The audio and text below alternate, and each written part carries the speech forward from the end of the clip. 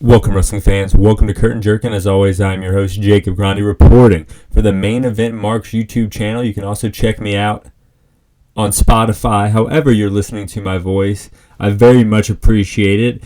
And if you're listening to my voice and you haven't before, just know that I fucking love pro wrestling. We're going to break down Smackdown, Raw, NXT from last week. So I'm recording this on Tuesday, so we're probably usually a week behind on our NXT stuff. I'm sorry about that. AEW Dynamite, AEW Rampage being at Collision, so you get a little bit of a live report. We're also going to be previewing New Japan Pro Wrestling Battle in the Valley from this weekend. TNA, that's right, TNA is back. No longer are they Impact Wrestling, they are TNA Wrestling. We're going to be predicting those matches as well and previewing that show. But before we get into all of that, Matt Riddle, vignette at New Japan, appeared on New Year's Dash, called out Tanahashi. You gotta love this shit. Matt Riddle, the 420 bro of WWE Raw, allegations aside, great wrestler, I would say. Ridiculous person, so to speak. Like, his personality just seems very like boyish and just kind of like nerdy, which I think kind of plays into his wrestling persona. Going over to wrestle Tanahashi, the GOAT, El Presidente as we call him now. That's going to be great. Conor McGregor fighting at International Fight Week in June at 185. I'm going to be paying attention to that. But I also want to kind of go back to something we talked about last episode, reviewing Noah, Kota Ibushi. I did not rank that match very high. I did not consider it very good. But I got to be honest, while I was watching the match, I was cooking. I was doing the dishes. I was sweeping the kitchen. I was doing kitchen shit while watching Kota Ibushi and Marufuji, and I didn't realize that his ankle was obviously fucked up. He was hurt during this match, and when Jake Lee and Kiyomiya came out at the end, there's rumors that was not to book his next match. That was a shoot to get his ass out of Noah. They wanted him out of the ring as a shoot. They brought him in the company. They wanted the Kota Ibushi of old, but unfortunately, after he came back from that huge shoulder injury, he wasn't as ripped as he used to be. He wasn't as toned as he used to be.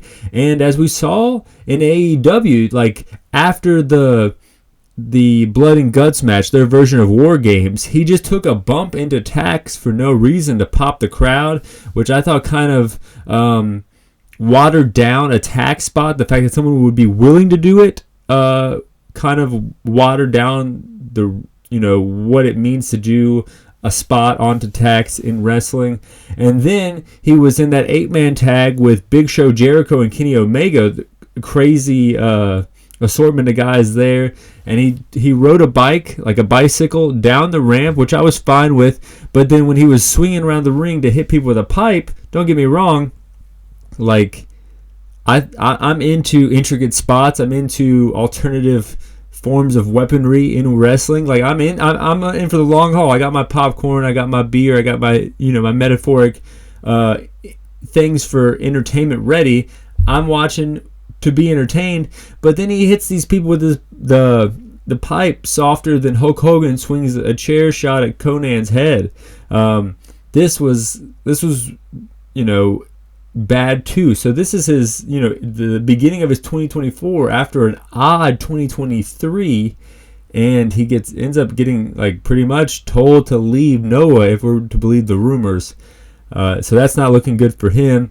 I mean, he used to be considered one of the best in the world, I would say like 3-4 years ago.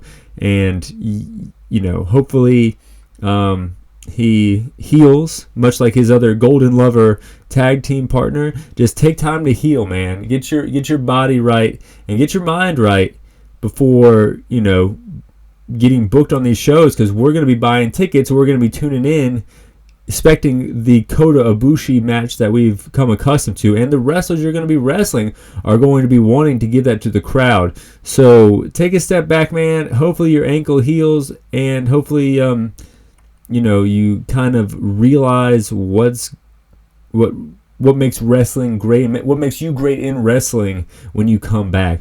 But what makes Fox great on Friday nights is SmackDown. Roman laughs at Kayla when she asked him about The Rock. Of course, this is the first time we get the opportunity to hear what the Bloodline thinks of The Rock, saying the head of the table line. We don't get from Roman really, but Paul Heyman does speak on The Rock later that night, says The Rock has to be invited to a dinner of relevancy before sitting at the head of the table, and he is not invited. Damn! Welcome CM Punk back, but says that he's upgraded to Roman now, and shits on Randy, LA Knight, and AJ. Solid promo. Even brought up Cody as well. Kind of put half the roster over while putting Roman Reigns over, which is, great shit that we've come accustomed to from Paul Heyman. Speaking of LA Knight and AJ Styles and Randy Orton, they were in the main event. Winner gets to wrestle Roman Reigns at the Royal Rumble. Nick Aldis at ringside. Solid match. Anytime Randy's in a triple threat, I think about the WrestleMania match with Angle and Ray and him. Is that just me? I don't know. Go back and watch that match. It's a classic. Solid action between all three men.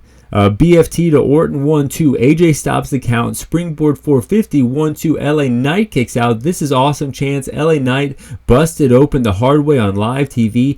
AJ goes for another springboard. Gets caught in the RKO.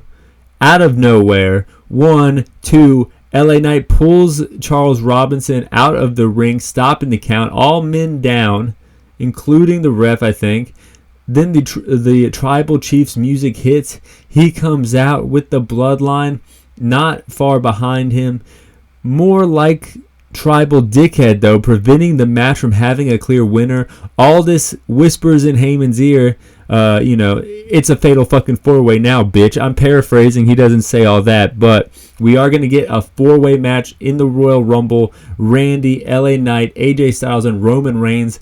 This is interesting. This is taking a lot of stars out of that Royal Rumble match, giving it to the Roman Reigns match. So I think this is good. I feel like AJ Styles, LA Knight, and Randy Orton to some extent would get lost in the Royal Rumble match. And if you don't have them winning or in the top like 5 of winning, you don't really want to treat them like a mid-carder. So bringing them up into this Roman sphere, the island of relevancy with Roman Reigns, as they say. I think this is good for all three of them, especially Randy, who just came back, AJ, who just came back, and then LA Knight, who kind of needs that rub. He needs to be brought away from the mid-card. You need to see him as an upper card guy, like they've been doing in 2023. Of course, ever since he was the most over guy at SummerSlam, they gave him the Saudi Arabia spot with Roman, and then now they're having him at the top upper echelon with these three. Going into another title, the U.S. title, Santos Escobar and Kevin Owens, Angel and Humberto brawl with the old LWO, taking out Santos' game plan right off the start. This leads to a KO victory and the winner of the U.S. title tournament, Logan Paul, cutting a promo as he's on ringside talking shit. KO comes down there and just punches him, knocks him the hell out, and Logan posted a pic of his face that looked really fucked up. I guess due to this KO, he really got legit hurt there. Or maybe, it's all a work, it's all a show. Either way, I love it. Kevin Owens, what he represents is the complete antithesis of what Logan Paul represents. This is Styles makes fights all day. I think they're going to have a classic here with the athleticism of Logan Paul guided by the wisdom of Kevin Owens. Is going to be a great match at the Royal Rumble here. Lashley and the Street Profits are out there. Lashley declares himself in the Royal Rumble match. Then some crazy dark shit happens. Cross comes out, followed by Scarlett's sexy ass, followed by Paulie dangerously, which only means AOP is back, attacking Lashley, attacking the Profits from behind. Did we want AOP back? No. But did we get AOP back thanks to Cross forming a sick new faction? Yes. We will see where this goes. But week 1 in my opinion, it went well. I think this is cooler than anything I can remember AOP doing on the main roster after leaving NXT in the first place. You know, they didn't make, what's that guy? They had some little guy who peed himself or something like that happened. That's all I really remember of AOP in the main roster. Then we had Michin versus Io Sky. Michin diving out of her top here, fixing it just in time to get hit with a German suplex on the apron. Styles clash off the top, 1, 2, no. Io kicks out, moonsault off the top, 1, 2, 3. Io retains her title. Butch and Tyler Bate versus Pretty Deadly. Lots of Brits here in the ring. Tyler Bate getting called up. Standing shooting star from Bate. Then an airplane spin. What a combination of moves there. And then they get the win. Pretty Deadly seems like they are going downhill fast, but it's good to see Tyler Bate on SmackDown. I mean, I might be in the minority here. I like Pete Dunne and all, but I like when Butch wrestles in the jeans, wrestles in the brawling gear. And I think if they were going to bring Tyler Bate up, why not bring him as, you know, Butch's Butch? Like you got Ridge Holland, you got Sheamus, you got Butch, and then Butch has another little guy too that they all brawl together. They're all from the UK. I think he would fit nicely with that faction. I know people don't like me saying that Tyler Bate should change, but maybe change up a little bit here going to SmackDown. Give him a little bit of a character. People like characters. We remember Honky Tonk Man. We remember Coco Beware. We remember Demolition from 30, 40 years ago because of the character. So give him a little character and it can stick. His moveset can be the same, but I think a character will help hook younger people into enjoying Tyler Bate. That was my SmackDown review. Going over to Raw, though, WWE celebrating a record-breaking 2023, highest-grossing year ever, and proud we all are of all of them. Main event, Cody Rhodes versus Nakamura street fight. Big fight feel here. Crowd wants table, but Cody got hit with a broom, and then a kendo stick comes into play. Nakamura in control. Cody Rhodes with a springboard kick. Crowd on their feet as Cody gets them the table, which is what they wanted. Nakamura cuts him off with some nunchucks. Nakamura tries to miss Cody Rhodes at one point, but he ducks and he hits the timekeeper. The timekeeper gets misted. Are we going to get an official ending of this match? How can the match end if the bell doesn't ring? And how can the bell ring if the timekeeper is sitting there taking care of poison mist infection to his eyeballs, his nose, his mouth? I love this spot. Table gets in the ring, double stomp from Nakamura. Cody hurting here, Nakamura in full control, and Cody keeps fighting. Pedigree from the American Nightmare, 1, 2, no. Cody in disbelief, Nakamura in pain. Cody dodges the Kinshasa. Nakamura goes through the table, crossroads, 1, 2, 3. The American Nightmare gets the victory. Great feud here. This was a pay-per-view worthy match, pay-per-view worthy feud. I love how they did, it was a long time between their last pay-per-view, I think was Survivor Series, to the Royal Rumble. So giving us this little feud here that's not a title match, not anything of note, on Raw is great here. I think it kind of bridged the gap between the two big shows very nicely.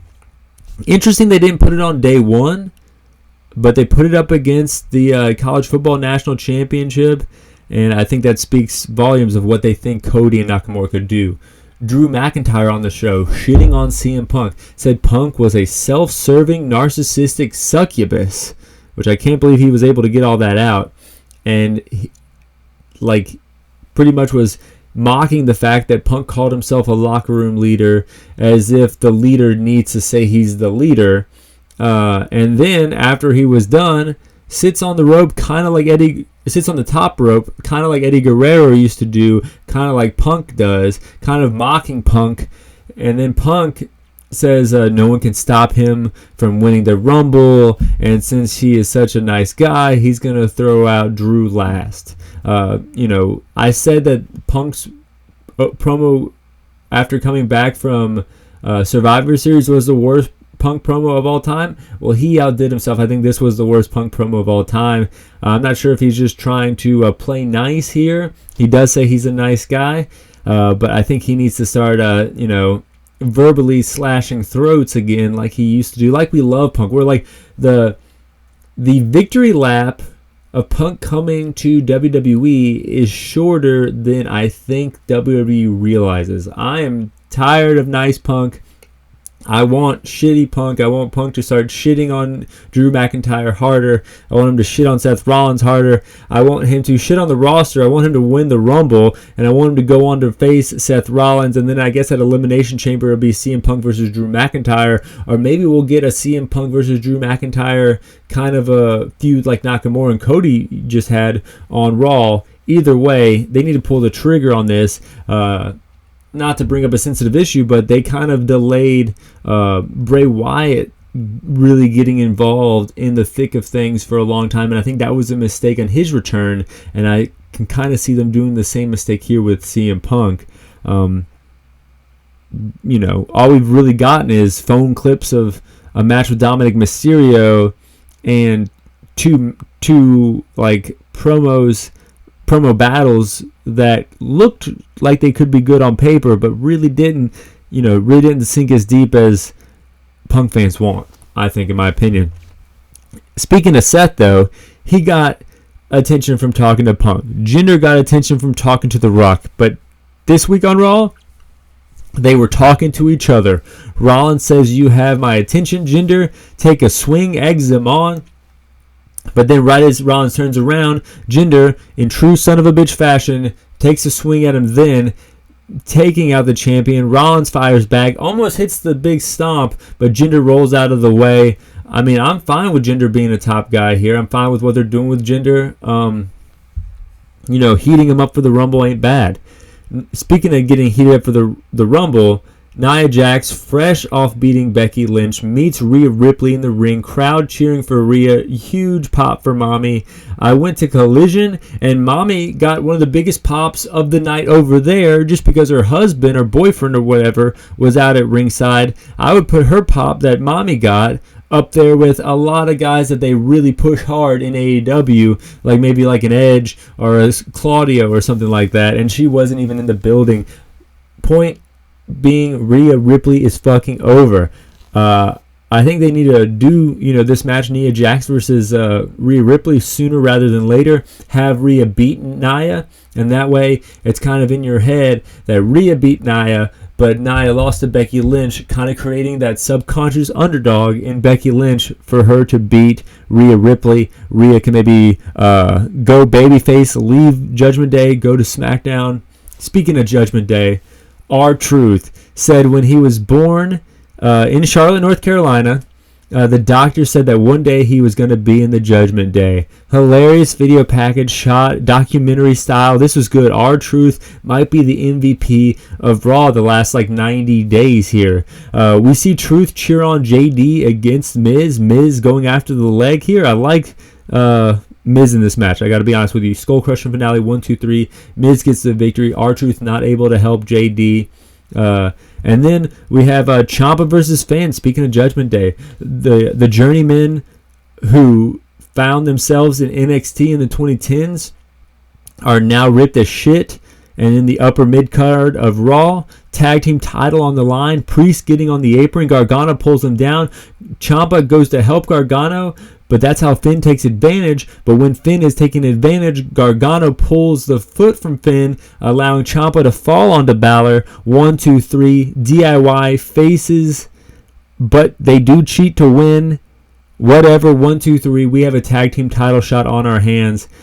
Going back to other matches on Raw, Otis versus Ivar, the big man battle here. No Gable with American Alpha for some reason. Otis catches Ivar in midair and slams him down. Ivar walks Otis across the ring to hit a sit-down powerbomb. 1, 2, no. Otis shirt off, shake, rattles, and worms. 1, 2, no. Ivar lands a moonsault. Never seen him land it. Seen him attempt it, but never seen him land it. 1, 2, 3. Beats Otis. I was kind of surprised at the outcome.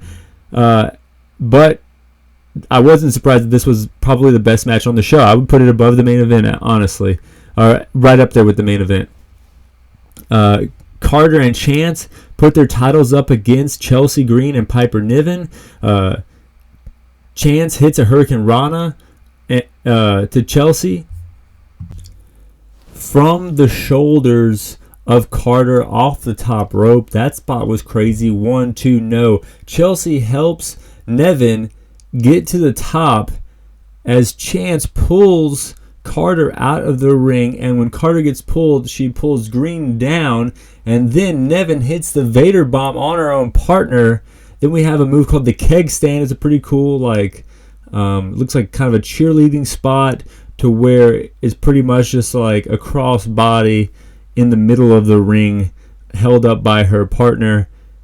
Sick double team move. 1, 2, 3. This was a good match. I know I shit on this division a lot, but this is good. Jumping Bomb Angels, London and Kendrick. I got all those vibes watching this match.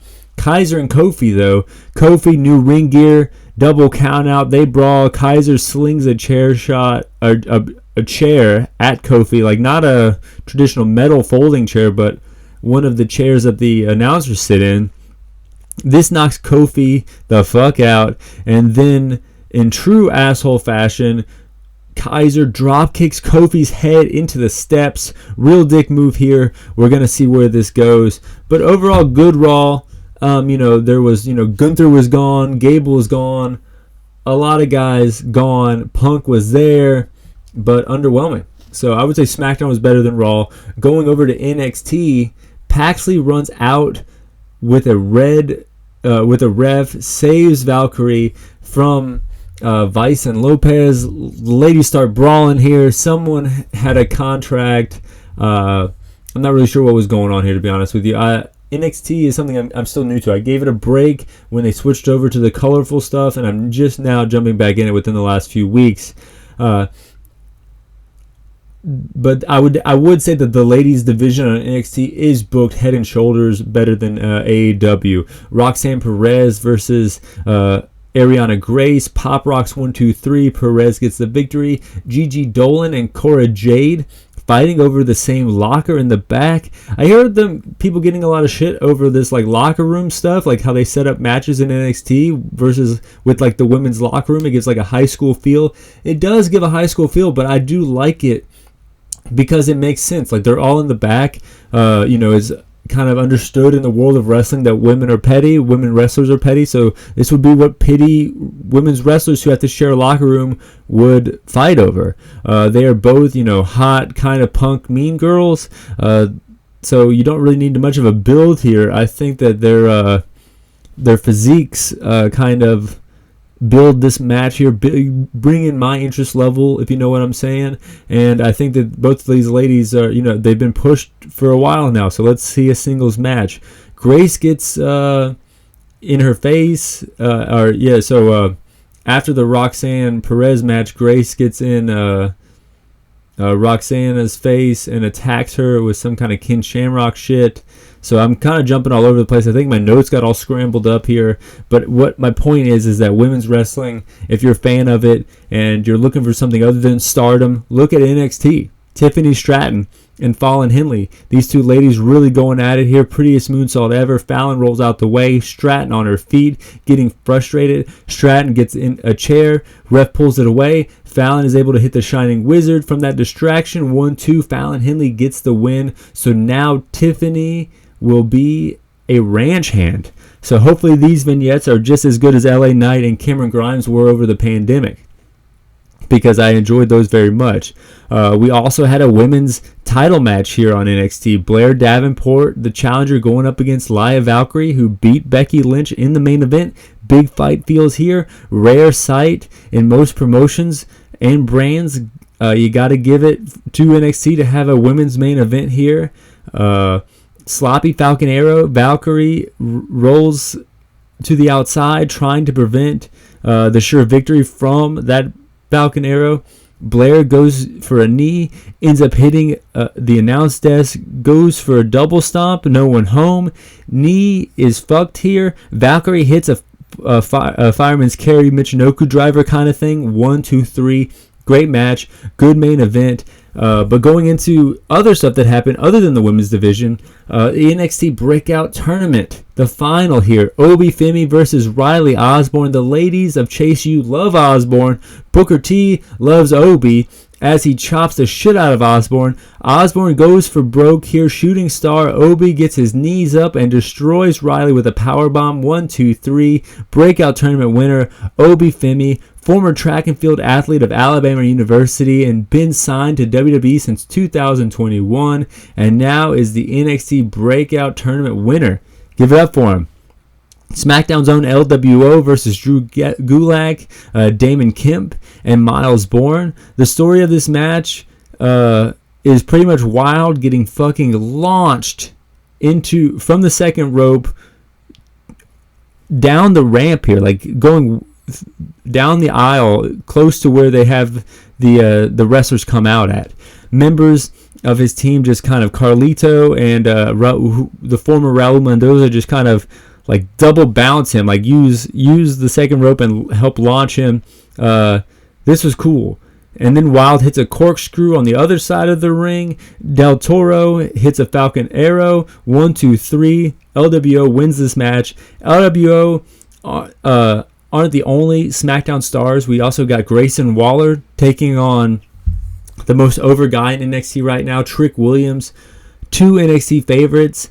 Backbreaker from Trick. Carmelo Hayes runs out to cheer on Trick, but was asked to stay in the back. KO pops up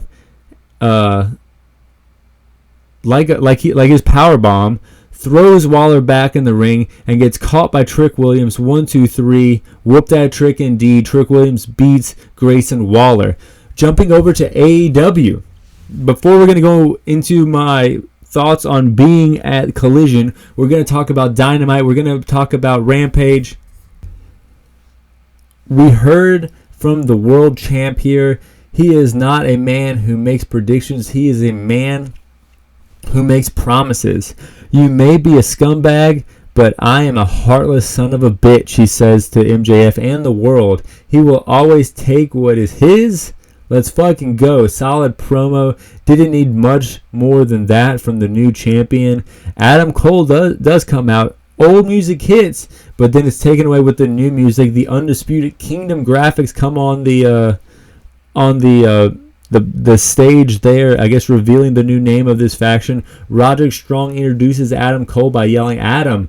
Right as it got unfunny, they turned heel. So this was perfect fitting because he was yelling Adam, and it was kind of funny. Then he kept doing it, and it got kind of annoying. And then boom, he switched heel. So now the annoying name yelling works again. Adam Cole sitting down, cuts a promo. If it makes me the devil, send me straight to hell, blah, blah. The faction is sick, but the promo didn't light the world on fire, in my opinion. But then Jay White comes out pissed because he got attacked by this faction too. Comes out with the guns, no juice. They got down there, but it's still 4-on-3 attack. The Acclaim come out. They too were attacked. They kind of chase off the new faction here, and it looks like we got like a solid like trios war going on. You know, you have the Undisputed Kingdom, you got the Acclaimed, who are the champs, and then you got the Bullet Club Gold minus Juice. I don't know if Juice is hurt. I don't know if Juice got heat from the quarters thing. I'm not sure. Christian Cage and company comes out, says he's had 200 some days as champion, looking over Luchasaurus's reign, and also the fact that he lost over the weekend to Edge or Adam Copeland.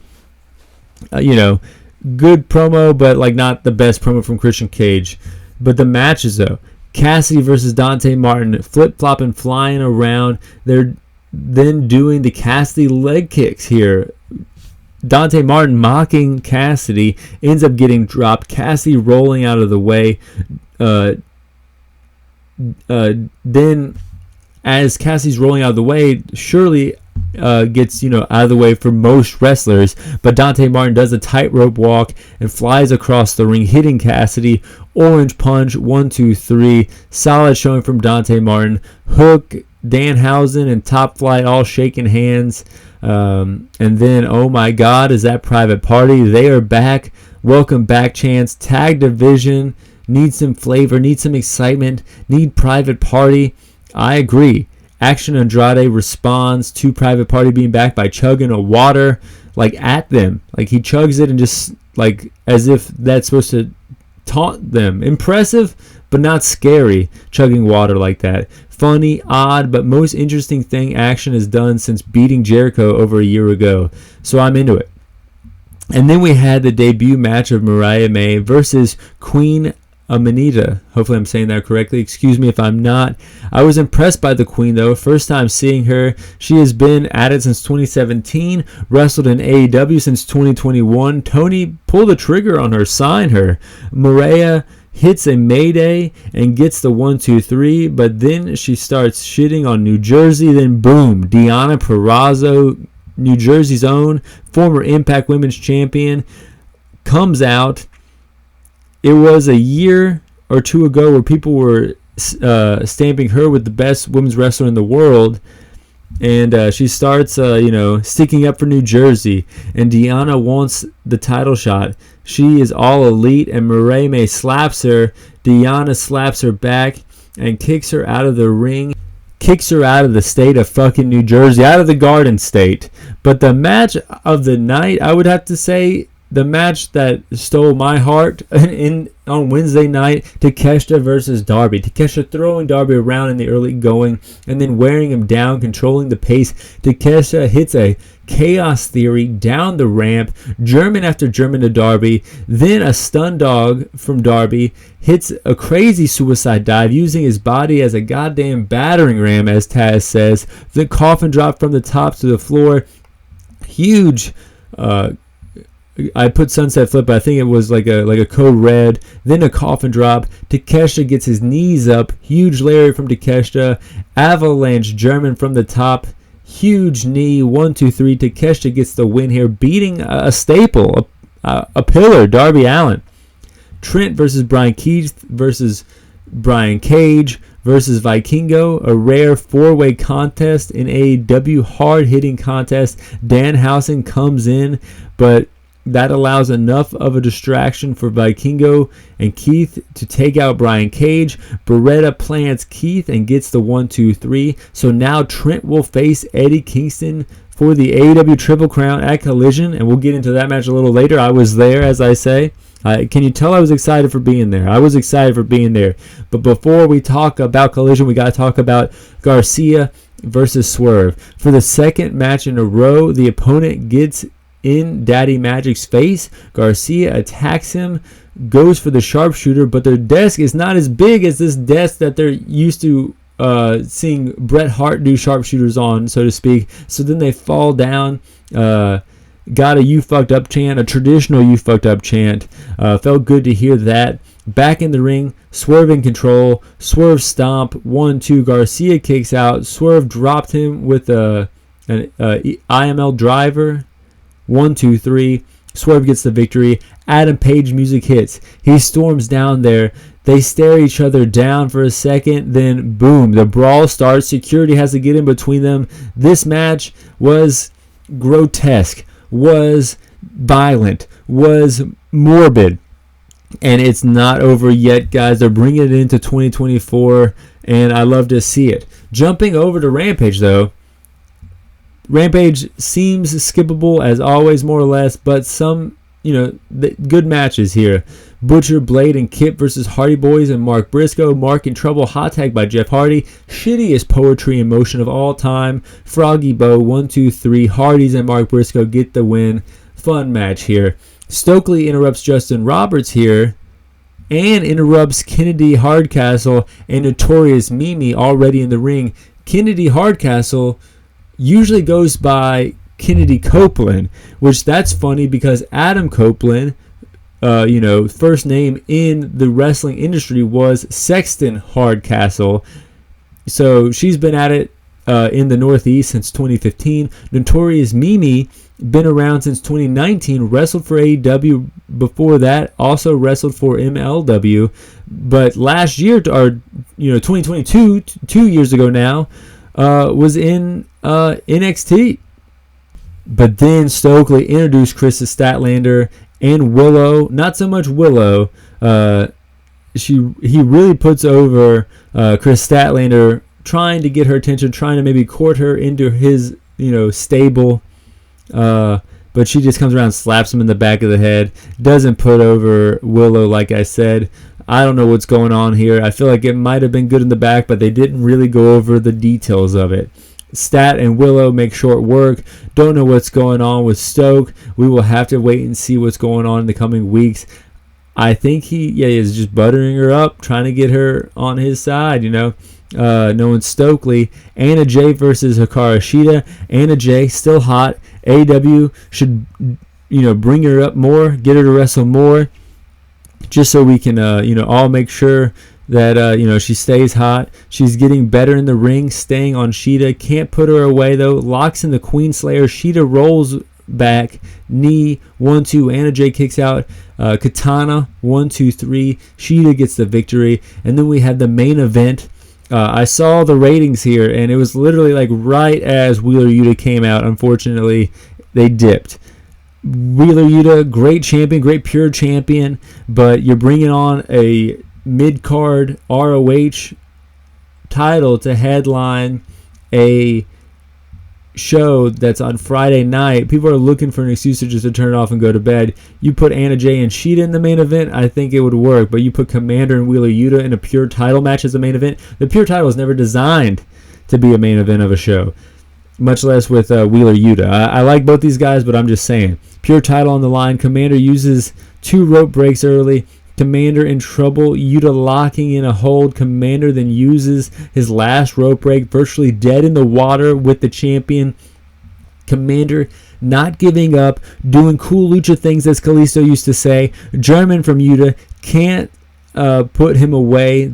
Then he just lets the elbows fly like Blackpool does, going after the arm. Commander goes for the ropes, gets to the ropes, but it doesn't matter. He lost all 3 rope breaks already, so he's forced to tap to the in-ring technician known as Wheeler fucking Yuta. It sucks that not a lot of people watched that match because it was pretty good. But going over to AEW Collision now, I was there, so unlike other reviews I just did, I'm going to kind of go over maybe my experience more so than the ins and outs of the matches in the show. My friend Kenny was there with me. Great time watching the show with him in the famous Bojangles Coliseum, a super old school venue. About a third of the size as the Greensboro Coliseum where I'm used to watching wrestling. So this is kind of a cool, it's not super small, it's not super big, it's perfect. Old school vibes here. Then Ric Flair comes out. Sting's last match in Charlotte, teaming with Darby to go up against guys who in the Workhorsemen that I kind of saw wrestle a lot in Charlotte. So this was kind of cool to see the second to last time I will see my favorite wrestler ever, and then the last time Sting will ever wrestle in Charlotte. So as soon as the bell rang, I kind of got in my own head, honestly, thinking about all the times I've seen Sting. The first time I saw Sting was in the Greensboro Coliseum Special Event Center where they filmed WCW Saturday Night, and I think Sting versus Ricky Steamboat, or Sting and Ricky Steamboat versus Ric Flair and Stunning Steve Austin was the main event, and this was like 94 or something like that. And then I saw him in 1996 at the War Games. I saw him wrestle Christopher Daniels in 2007 for TNA. I saw him in Raleigh, where he was just doing autograph signing on a show that featured the Great Khali, and it was main evented by Matt Hardy and Ricky Morton. So I was thinking about all those times I've seen Sting, thinking about what Sting has meant to me in my life, and then before the bell rings, I could barely even kind of watch the match here. I was being taken aback here, but it was cool to see Ric Flair. It was cool to see Sting. I mean, of course, Ric Flair in Charlotte is something special, and then coming out with Sting, even more special. Kingston and Trent Beretta, of course, not necessarily known for wrestling in Charlotte, but kind of brought me back into this AEW show. 2 solid wrestlers having a great match on the show. Fun to watch here. Undisputed Kingdom come out to go up against Commander and Brian Keith. They did not play Still Tippin'.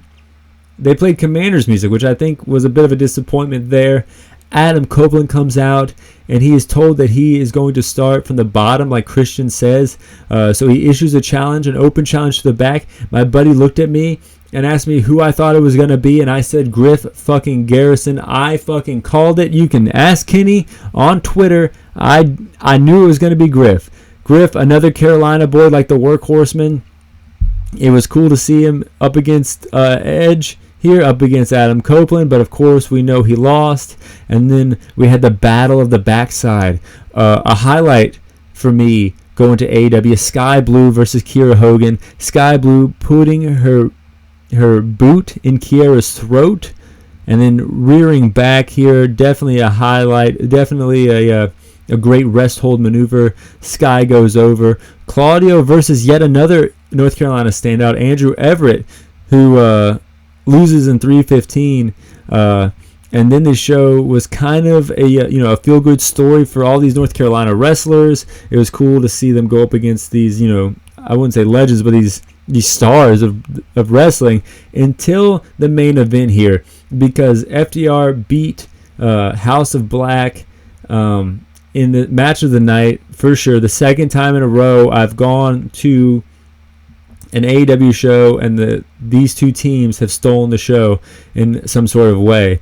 During the match though, Brody King comes out, Daniel Garcia cuts him off, and then we saw after the match Daniel Garcia brings in a little girl to do his dance with her, perfect little nightcap here, leaving the body of the main show. Comparing the Charlotte crowd to the Greensboro crowd from August when I went to Collision, I gotta say the crowd in Greensboro was bigger, was more hyped, but it did seem like the overall Collision product event, even with the legends and the hometown heroes, was not as hot as it was in August.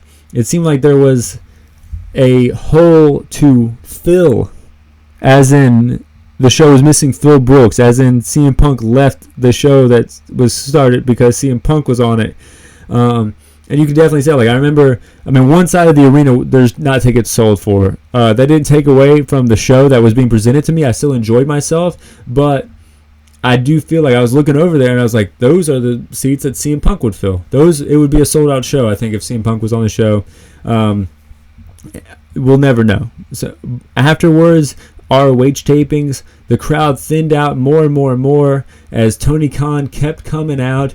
It's kind of like, he kind of reveals himself to be the wizard behind Oz, but in that metaphor, once you reveal the wizard behind Oz, that's the end.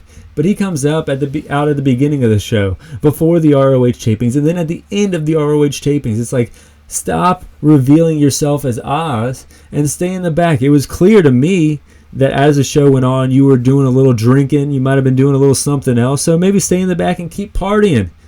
You're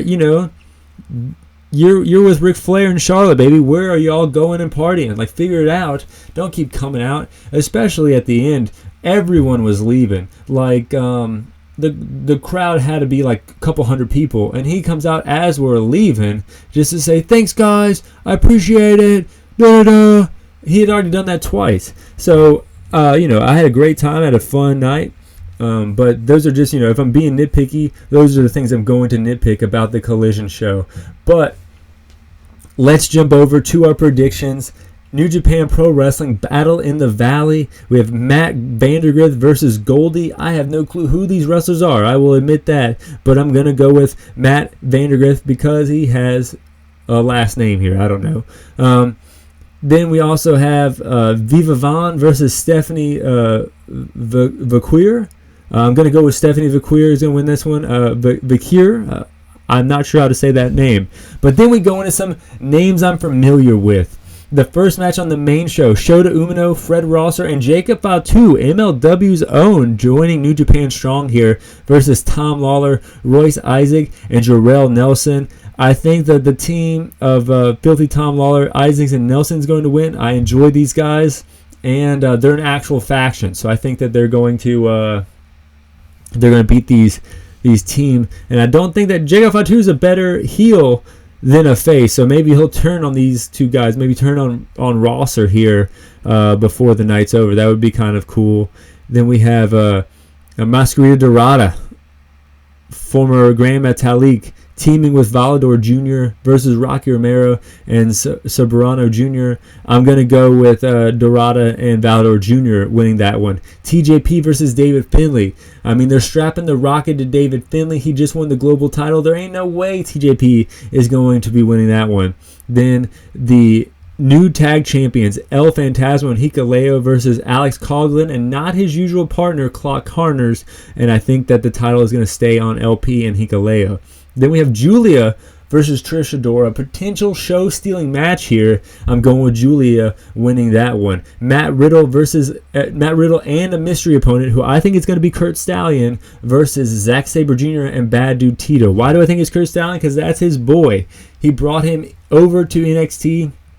And then when Matt Riddle kind of got in trouble a little bit, they fired Kurt Stallion, keeping Matt Riddle, and then later letting go of Matt Riddle as well. So I think it's going to be Kurt Stallion. And Kurt Stallion, before joining NXT, trained in the New Japan LA dojo, and this is Battle in the Valley. It just makes a lot of sense that it would be Kurt Stallion. Eddie Kingston versus Gabe Kidd. New Japan or AEW Continental Crown on the line. They're not giving it to Gabe Kidd. This match is going to be a brawl. This is going to be a bloodbath. Eddie Kingston is going to win it. Shingo Takagi versus Jon Moxley. This match might steal the show. No DQ. I think Jon Moxley's going to win here. And Okada versus Will Ospreay. Ospreay is going to lay down for Okada in America. Ospreay is leaving Japan. He's going to AEW. They want Okada to stay. They're going to keep Okada here. This is just the writings on the wall with that one. Jumping over to TNA, Hard to Kill. First pay-per-view back from TNA after going from Impact to TNA, or they were TNA first, then they were Impact, and now they're going back to TNA. I think this is a great thing. At first I didn't like it, but because 90s nostalgia has been a thing in our culture for a while, and what is after 90s nostalgia? 2000s nostalgia. I've already kind of see it coming around again. With 50 Cent doing a tour last year and everything like that. So I think I see it, coming around in wrestling as well. So if you already call yourself TNA, I think NWA already kind of dropped the ball with the nostalgia thing. So who's going to pick it up? Scott D'Amore and TNA now. Hard to Kill. Let's break down this show. Rich Swann versus Steve Maclin, two guys who have held the Impact World Championship, the TNA Championship, and two guys who've kind of fallen off here, I think, from an outsider's perspective looking in at just the main shows. I see Steve Maclin getting the victory here, but I hope that these guys have a big 2024, because the beginning of 2023 I thought was going to be big for these guys, but it didn't really seem that way, from a casual TNA fan. Eddie Edwards and Brian Myers versus Eric Young and Frankie Kazarian. Talk about a TNA matchup here. I'm going Eric Young and Frankie Kazarian. Tommy Dreamer versus Crazy Steve. No disqualification match for the TNA Digital Media Championship. Tommy Dreamer, of course, booking himself with this ridiculous title, kind of being on an island of his own, and I think he's going to get the victory here. I don't think they're going to give this title to Crazy Steve. ABC, American Bullet Club, Chris Bay and Ace Austin versus the Rascals, Zachary Rentz and Trey Miguel versus Speedball Mountain, Mike Bailey and Trent Seven versus the Grizzled Young Vets, Zach Gibson and James Drake. I think they just brought in Grizzled Young Vets, so in true TNA fashion, they're going to hotshot the titles right onto them, and they're going to have the titles, the Grizzled Young Vets here. The match that I'm most interested on the show by far, Josh Alexander versus Alexander Hammerstone. Of course, Josh Alexander had a huge 2022. Injuries plagued his 2023. He did come back. He has had some good matches.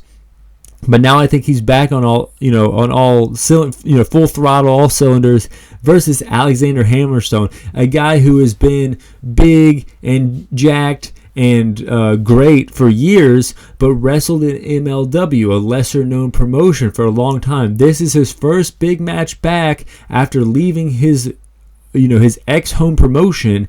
Both these guys have something to prove. Both these guys can steal the show. This is the match I'm looking forward to most, on this show, probably all weekend, even compared to Ospreay and Okada. Then we have a Knockouts Women Ultimate X match. Giselle Shaw, Xia Brookside, didn't know she was in TNA, Jody Threat, Tasha Steelz, Alicia Edwards, and Donnie Luna.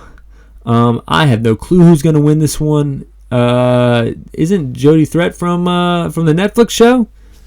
I'm going to go with Xia Brookside just because I partied with her dad in 2018 one time. Dirty Dango versus PCO. This will be a pretty good one, but I think that they're going to put over PCO with this one. Chris Sabin, the X Division champion, going up against El Hijo del Vikingo and Kushida. Holy hell. International feel to this one. I hope they give the title to Kushida. Love Chris Sabin, but love Kushida more. I hope they put the title on him. Trinity versus Jordan Grace. Jordan Grace has stapled the Impact division. Rumor has it that Trinity is going back to the WWE, and we know the Royal Rumble is coming back, so they definitely need her. So I think she's going to drop the title to Jordan Grace. Alex Shelley versus Moose. I'm not too sure, but I think Alex Shelley is going to retain. There's a lot of titles that I just put on other people, so I think they're going to have the champ retain here. Alex Shelley gets the victory. Damn, I feel like this is a jam-packed show. We talked about WWE. We talked about AEW. We talked about UFC a little bit with Conor McGregor, TNA, New Japan, Matt Riddle, Noah. It was all in here. I hope you enjoyed it. Fly high. I'm out.